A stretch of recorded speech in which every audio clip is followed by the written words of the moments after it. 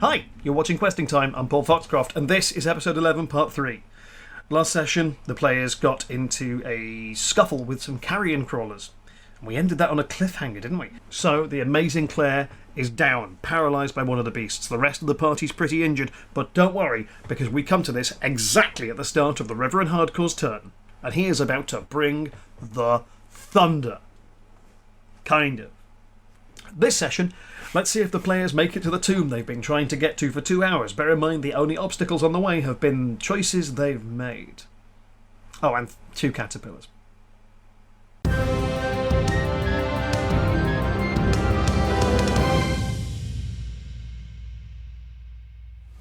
I'm going to jump onto the one that's closest to me and grab it with both hands and inflict wounds.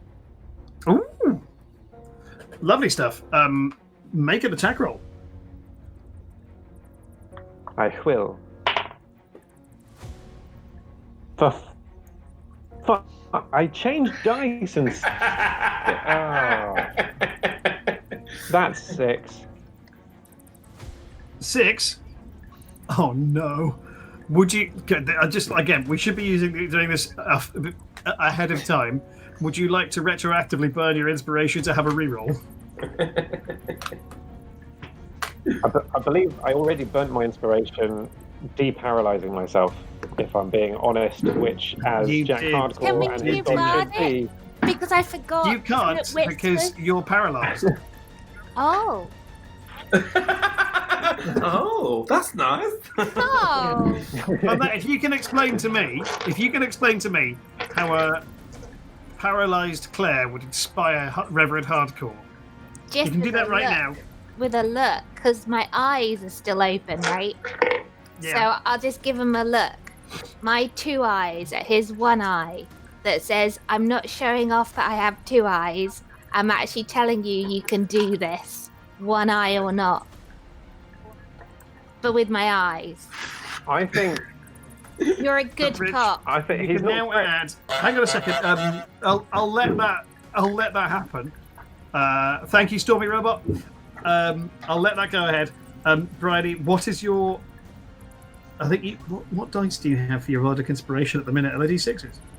They are. So Richard, you can roll add a D6 to that roll. Okay, cool.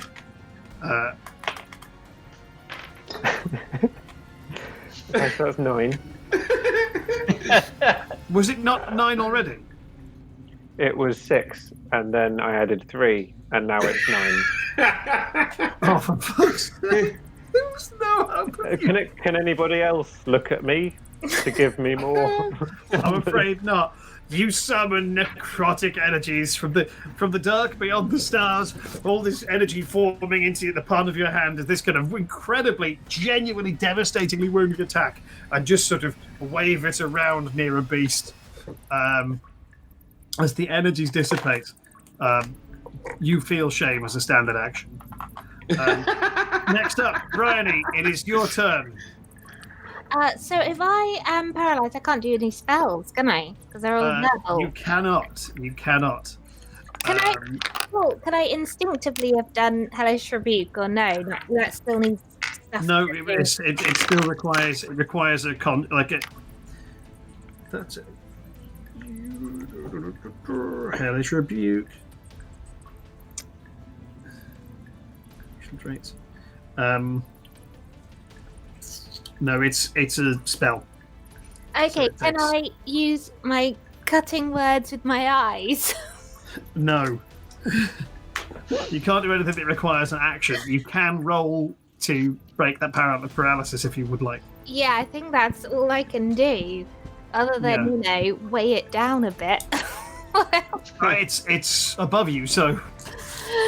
Okay, so I can't roll. Oh no, 3.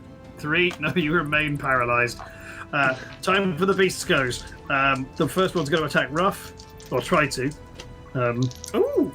So its tentacles reach back over its head and wrap around Ruff's head. And again, this is half damage for you because it's poison. For 2 damage. That's 4 halved to 2, I should point out. Yeah. And then it can't bite you from where it is, but it's trying to. Disadvantage? No. It doesn't manage to whip its head around. You've already made the Constitution save around this, so I'm not going to make you make it again.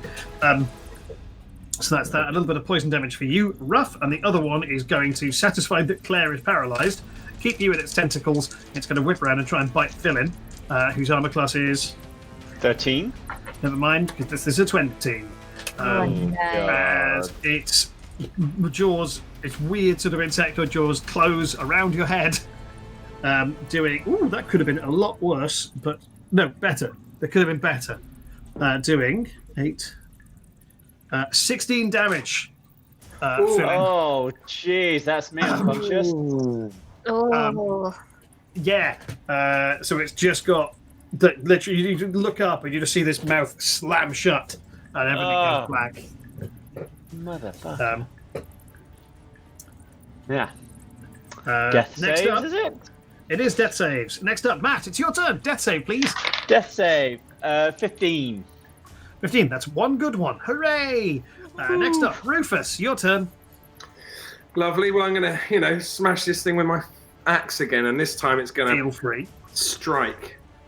So I got advantage on this. Yes, you do.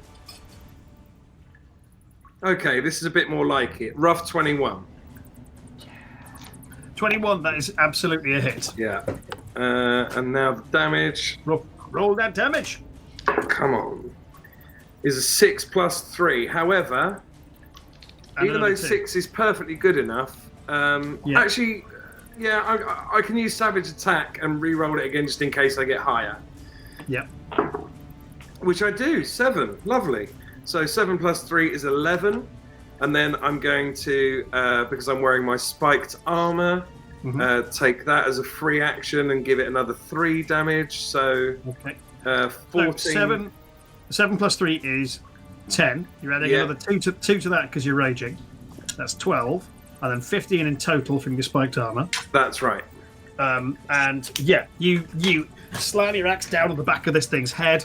Its tentacles go limp, and then all you do is, with a triumphant shout, you just slam your thighs together, cracking this thing's carapace and blasting its head off across the room. As it slumps down in front, it slumps down to the floor. You just sort of skid off of it, still seething with rage. Just sort of. Can I tell you what I shouted? Sure. I shout, "Good luck becoming a fucking butterfly now, you." You can have inspiration again. Next up is Richard. It is your turn. You've just seen Phillin go limp in this thing's mouth, and Claire is lying beneath it, unconscious or paralyzed, I should say. Yeah. Okay. What would you like to do? I'm sort of overcome, despite myself. I'm overcome with a desire to protect Phillin. I feel like my child is in danger, and so I grab him and do cure wounds. I'll cure wounds at level 2. Fair enough. Roll. Well, hang on. There's a couple of things that need to happen first. One is, if you're approaching this beast with the intention of getting Phillin out of it, there's going to be a little scuffle between you and the beast.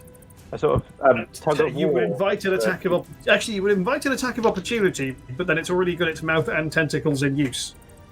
So I'm going to say you can probably get away with it without being attacked by this thing. But I need a strength check from you to drag Phillin out of the mouth of a beast that is currently eating it. Oh god, yeah.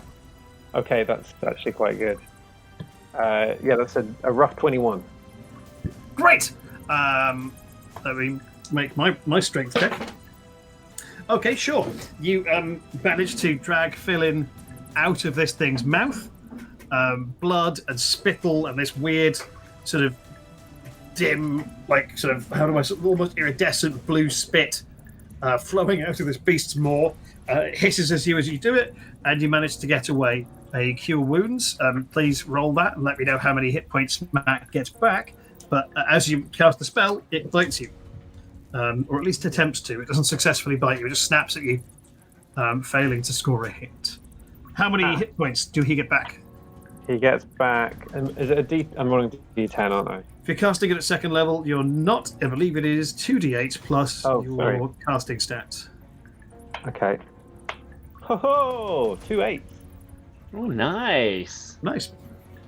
So it's 2, so it's So 16 plus 3 is 19. Ooh, lovely. Thank you. Good to have you back, Phillin. I've missed you. As you're saying that, there's just this massive caterpillar thing like just next to you. Briony, would you like to make your saving throw again, please? Yes.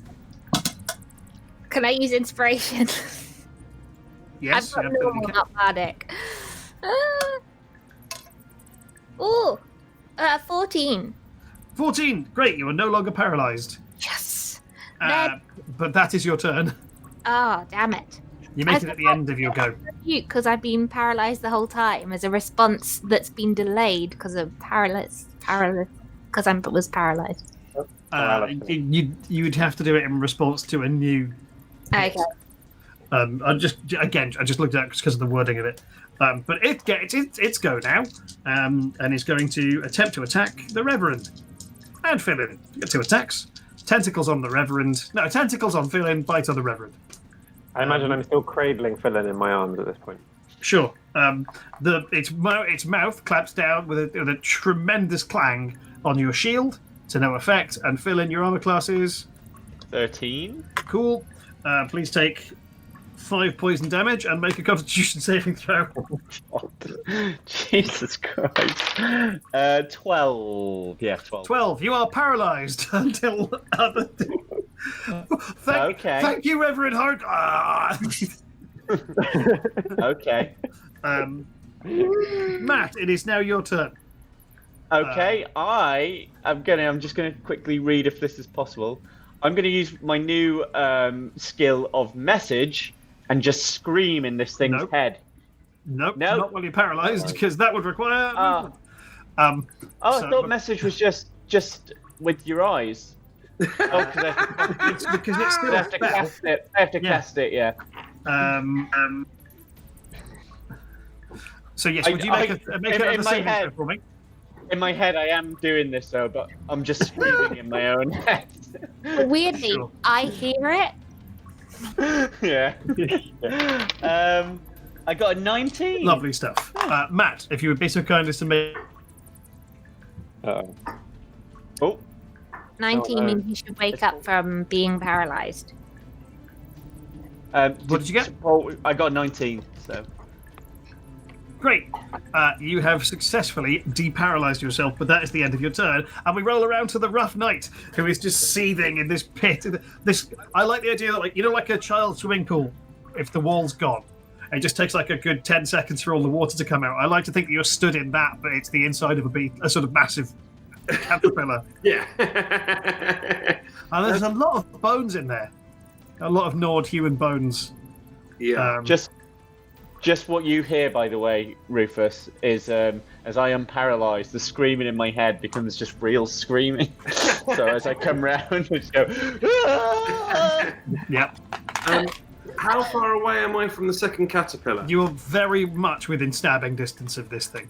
Well, look, it worked. Well, running and stabbing, I mean. Yeah. Well, look, I'm going to use the old jumping boots, climb up on the back of its neck and hit it on its face. Lovely stuff. I'm not going to make you roll for that because it's attack, but you can roll for your attack, please. Sure. 15.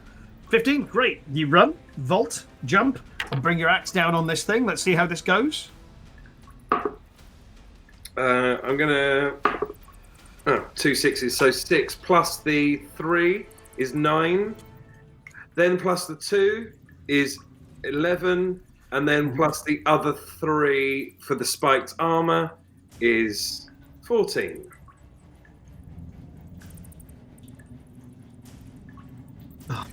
Just jump. I imagine in this scenario, you run up the back of the Reverend Hardcore and just bolt off the top of him. Bring this axe down on this thing, severing one of its tentacles. And again, another arc of horrible goo jets out and covers Phillin this time.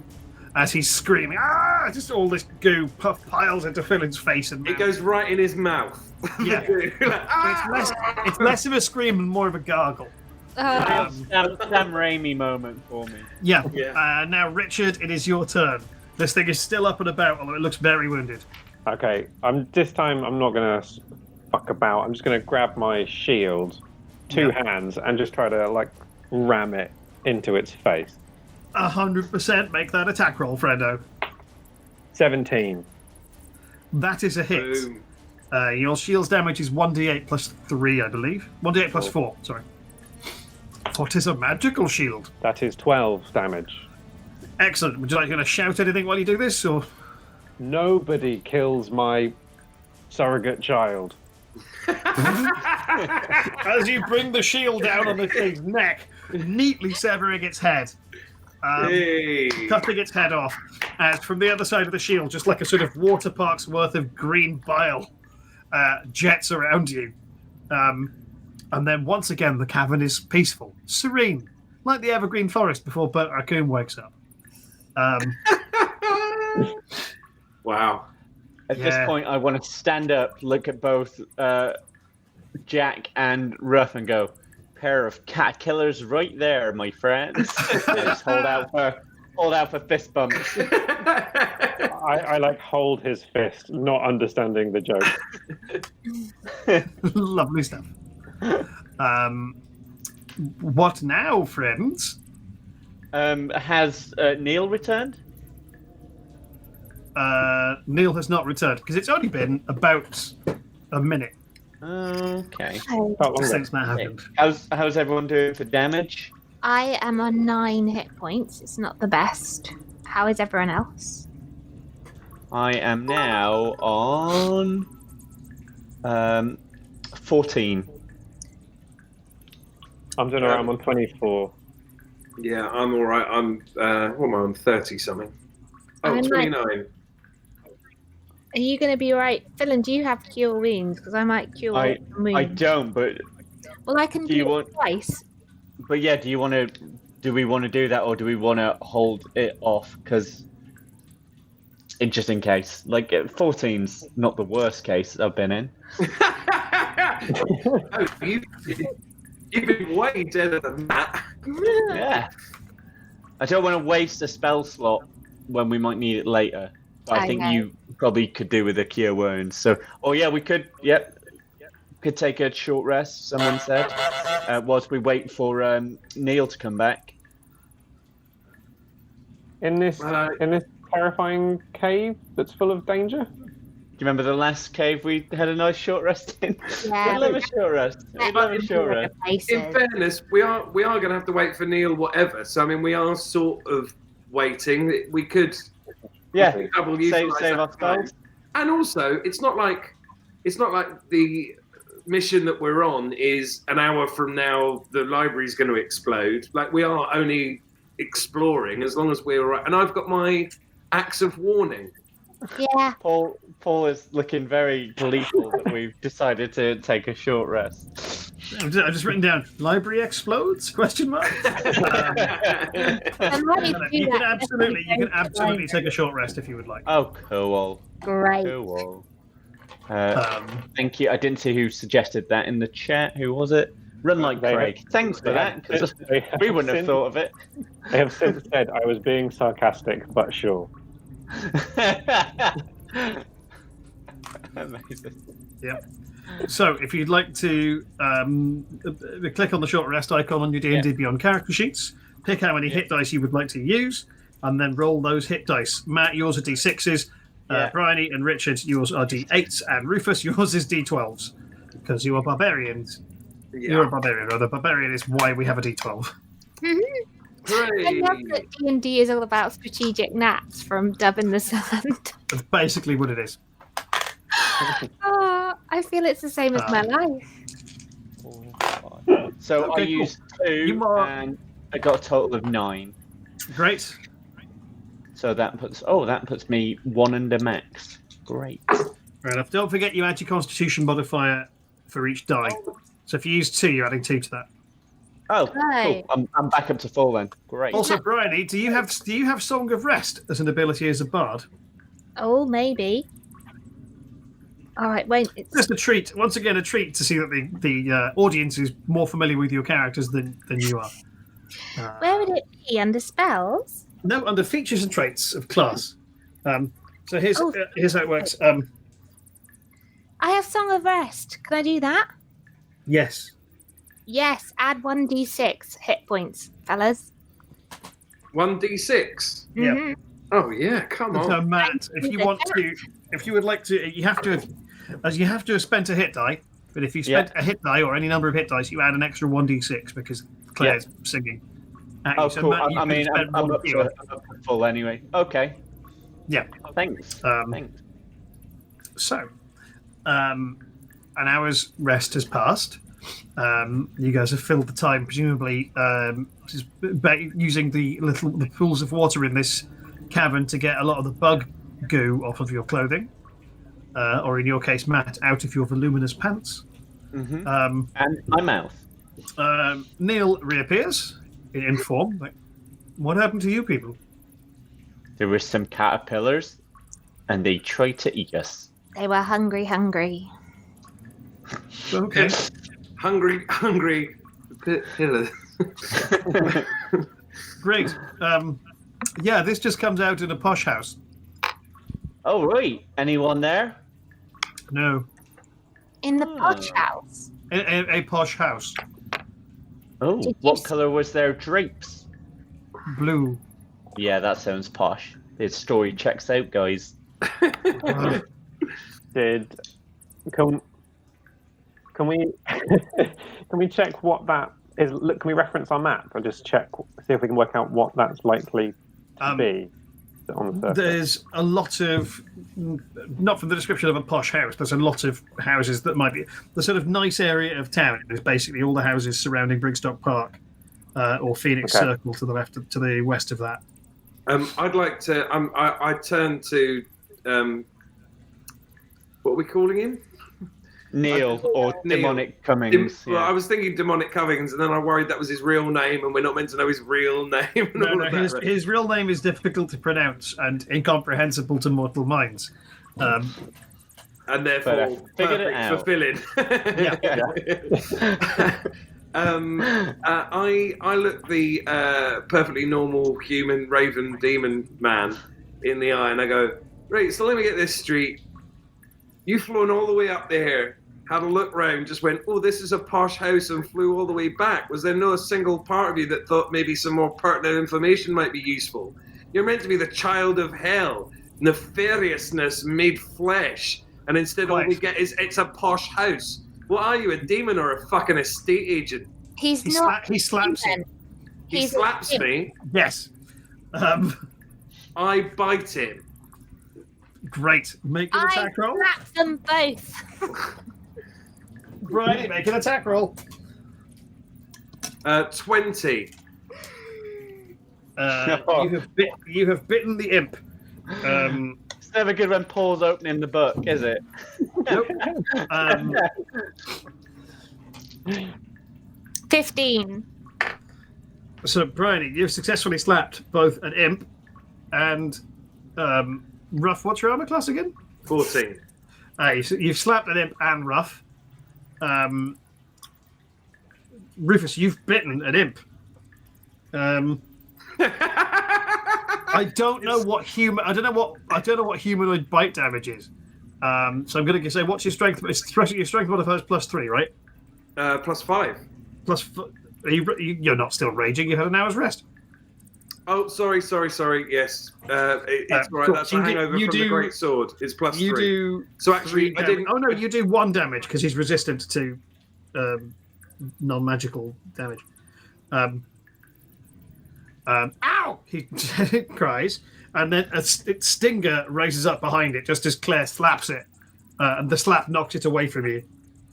It turns invisible. Now you've upset it. Right? Look. Hang on, wait. I say to Phillin, are you going to control your fucking pet or what? He's not my pet, he's my friend Neil, and that was quite mean what you just did there, Mr. Ruff. I think you've hurt his feelings and possibly his body. I think if you both apologise to each other, and calm down. We're on the same team. Now, Neil, I don't know where you are, but Ruff, I'm sure, is sorry. And I look at Ruff, and he's gonna apologize. I open my mouth to do the exact opposite of apologise. Which is poop? Hey, listen, you're dealing with the rough night, not the hard castle. And as I go to tell him and everybody else to do one, I look at Claire and I look at the halfling, and enough changes that I just go, aye, well, maybe I shouldn't have done it, but maybe if you're going to be tied to this wee fella, you should be thinking about what's most helpful, not what's most moody. Walking around the place sulking and skulking. Look, mate, you had your go. You rolled the dice, and now you belong to him. So maybe, just maybe, if he asks you to do something, maybe then do the bare fucking minimum. Actually pull your fucking finger out and help us. And I know I can't see you. I know you could have gone somewhere. Oh, where's he gone? Oh, is it hell? Oh, isn't he special? Well, you're no special. You were tied to a theatre and now you're with us. So fucking sort it out. Do you know what, Ruff? Your advice of maybe don't do things with a bad attitude could be taken by yourself. I open my mouth to do the opposite of apologise. And then look again at Claire, and rather than say anything too, I'm just about to really let Claire have it, and then instead all I say is, aye, well, maybe if we're talking about behaviours, we should start with not eating parts of each other. And I stomp off in a very petulant, childish way to where I spotted the third tunnel and just start having a look around. Cool. Nigel, are you all right? Neil. Nigel! You just hear that noise from somewhere near Phillin. For a moment, I understand exactly how he feels. Neil, are you okay? I'm fine. I just intensely dislike being called demonic. I know the feeling. And I'm Phillin too.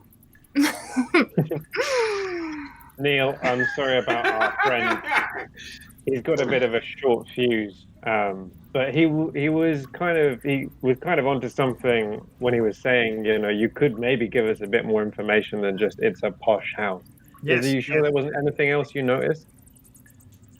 No, I noticed many things.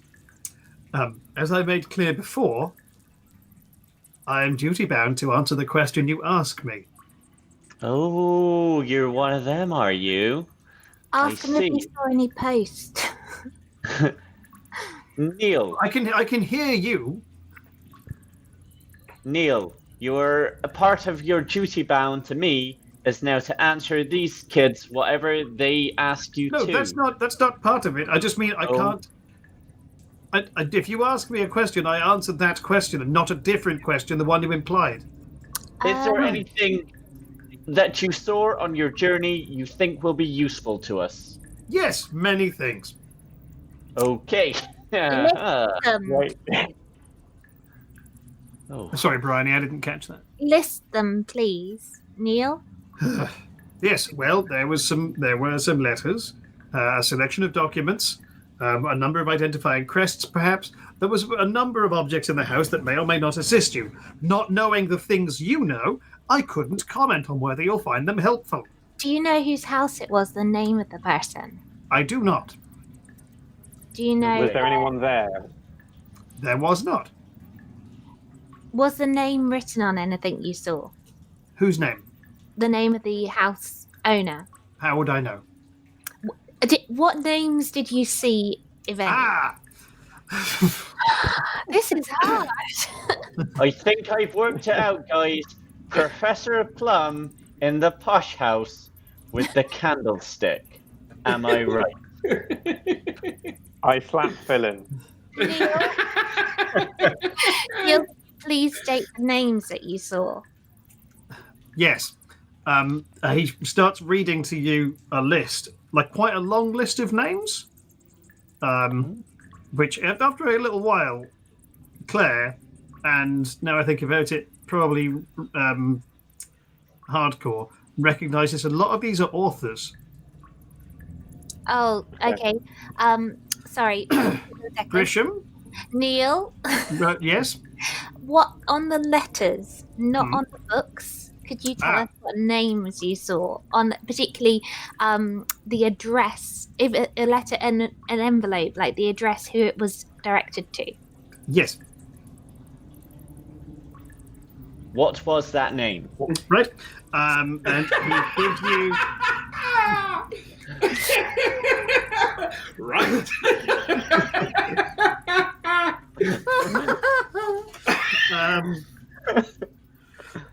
He gives you the name. It's Edwin Carter, 22 Brigstock Parkway. Okay. Well, we'll investigate that later. Anyone want to go down this hole? Yeah. Yeah. Thank you, Neil. You've done. No, I want to great keep service. asking questions. Okay, can we ask them on the move? Wait. Can I I, before we go anywhere, the third tunnel, using my dwarven dark vision, can I see down into it or any? You can see 50 feet in, 60 feet into it, but it's all of these tunnels extend significantly further than 60 foot. Yeah. Do you want me Okay. to send Neil up? Are there footprints on the ground? Okay. Are there footprints in that tunnel? Are there footprints? Less footprints in this. It's more kind of like a bunch of creatures have crawled up it. There's fewer. This has been the least travelled tunnel, but there's lots. It's too chaotic to read specifics out there. Like a bunch of creatures, some of them are skeletal, have made their way up this tunnel or back down it. It's hard to tell. Right. Fine. There's like a lot of activity, but it's all like everything's laid over itself. There's no. Yeah. Okay. And so there was the tunnel we came in. Yep. Tunnel to our right. I spotted the third tunnel, and then was there? Forgive me. Was there another In the thing that cave. seemed to be coming from going? In the cave that you're in, there's a lot of indications that a lot of undead have travelled from further away in this cave system to here. We want to go in the one that's going down. All the other three are going back up. We want to know what was uncovered. So one of our tunnels goes down, we go down that one. Yeah. None of the tunnels go down, but this cave extends. Oh, then we go down carry the... on. Yeah. Yeah. The fourth way. Sure enough. You guys make your way through this cave system. Again, it's all very softly lit, not very bright at all. It's difficult for those of you with that dark vision to see, but not so difficult that you're going to trip and fall and die at any moment. What you arrive at is another dugout passage. This one's larger, significantly larger, and you can see after a couple of maybe 30, 40 feet, opens it. This one goes sort of almost 45 degrees straight down. This one opens up into an actual room. It's not lit in there, but you've got dark vision or light spell, so you can see. It's a grey stone chamber. You can't see much into it without heading down in there, but you can absolutely make out that is the case. Let's go on in, guys. Great. Who's going in first? I will. I've got dark vision. Can we get stop it? Briony, can you make a wisdom saving throw, please? Stealth. Always check first. Like stealth it out. Yeah. I assume as you're saying this, you've already instinctively got me by the collar. You didn't think to get me. I've already got in 14. Yeah. 14. Lovely stuff. So who else is doing? So Brian, you arrive in a small room. It's about 20 foot square. Opposite you is a staircase going up, and to your right is a staircase going down. There is a dead man directly in front of you at the foot of the staircase, who's been beaten to death, but recently, Oh my god. like in the last week or so. I'm gonna. Like he's not a desiccated corpse. Can I do CSI investigation on the dead corpse to find You out can. who it is? Bear with me a moment. I've learnt from Jack. When you Yeah. see a corpse, you look closer. Cool, Yeah, Briony. the If you have a look at the little internal chat, are you bend down? Can you make a investigation check, please, Briony? Yes. Investigation. Where is that? Oh, +3, 13. 13. Lovely. Give me a second. What does F for the man mean? Oh no, Briony, you've just put a little note through there. You see that on our chat? Yes. So, if anytime that is relevant, that applies to Claire. Oh my gosh. I've So- now. Yep, don't say it. Just let it happen when it happens. You kneel down next to this guy, and you can see what's happened is he's been like savagely beaten with a blunt object until such time as he's died and tumbled down this staircase. You can see his blood in patches streaks up the stairs. Behind, who else is? Anybody else following Claire in? Yeah, I am. I've also got dark vision. Okay, wisdom saving throw, please, Rufus. I'm also holding my axe. Reasonable. Well, hang on, that went not in the dice tray, and I'm not counting it. Cool. That's fair. Oh shit! Although that could have been better. What am I doing? Wisdom saving throw.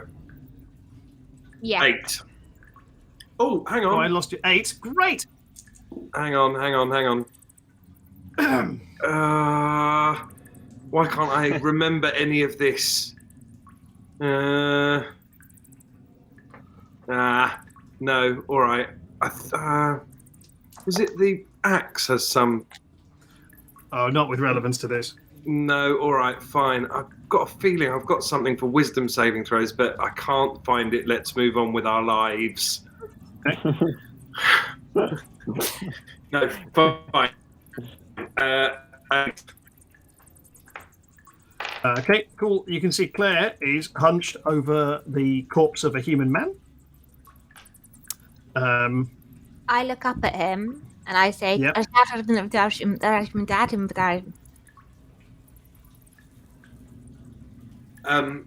I just screw my face up and listen harder. For sure.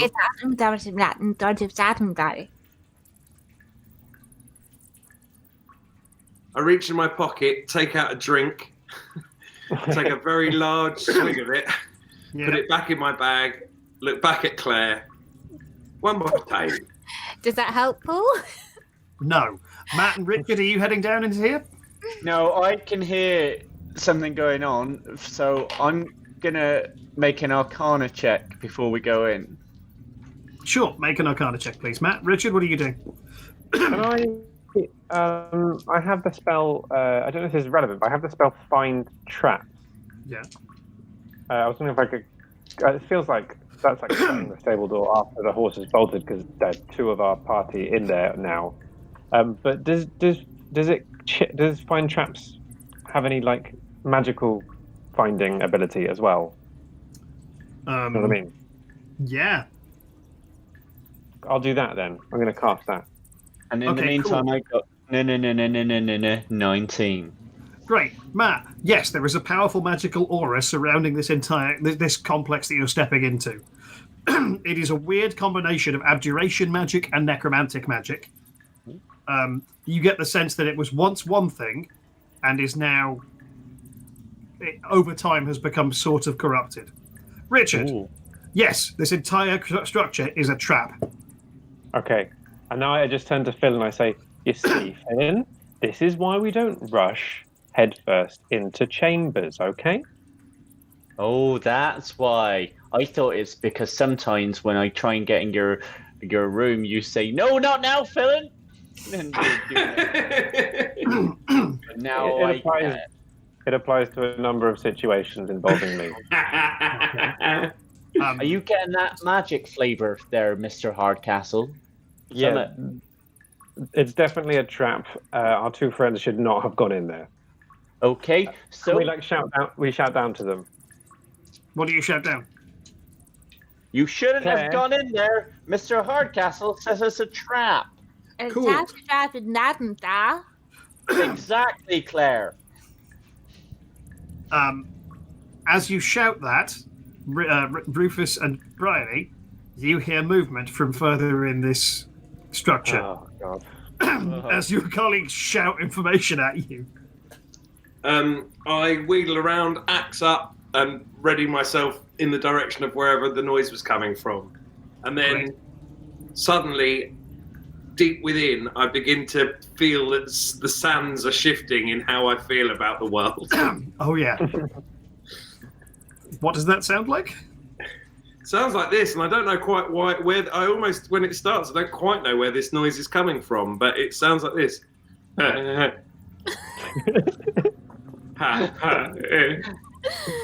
Is that a little bit out of that? Yeah. Oh,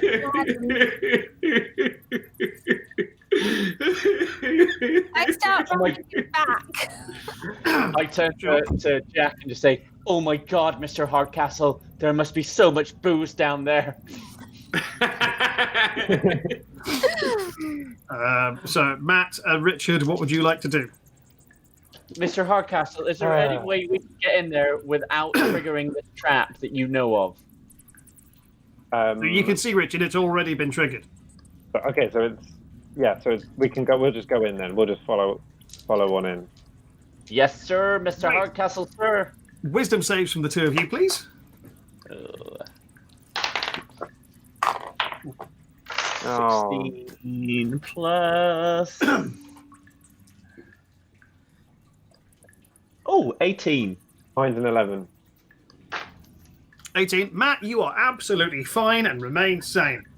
Richard.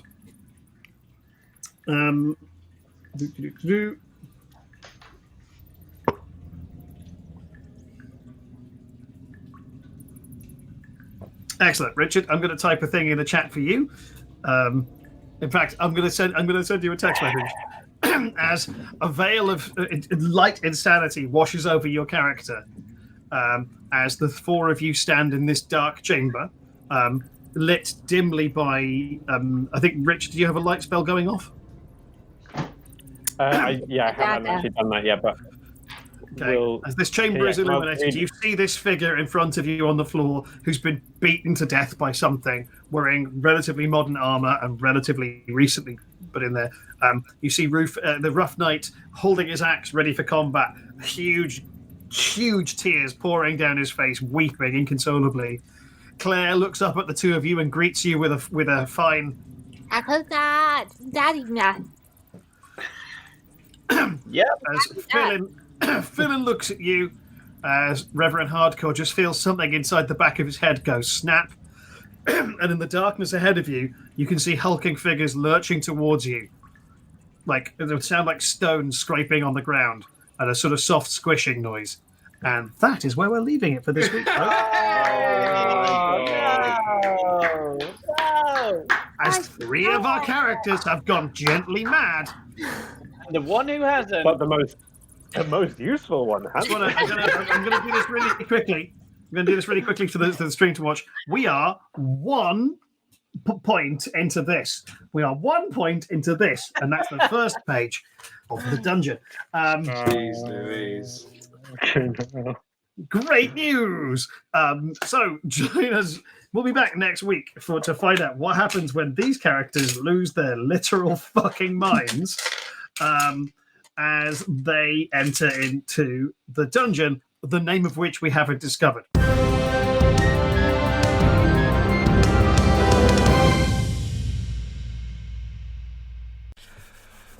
Finally, they've made it into the dungeon I've written. And I love that we've left this on that cliffhanger as three of the players' minds snap immediately, leaving only the one that was insane in the first place. I could talk more about this. I won't. Next episode will be up really soon. Thank you so much for watching. Please like and subscribe. It really helps us out. And thanks for watching to the end of the video. That's really useful too. Have a great day. We'll see you next time. Goodbye.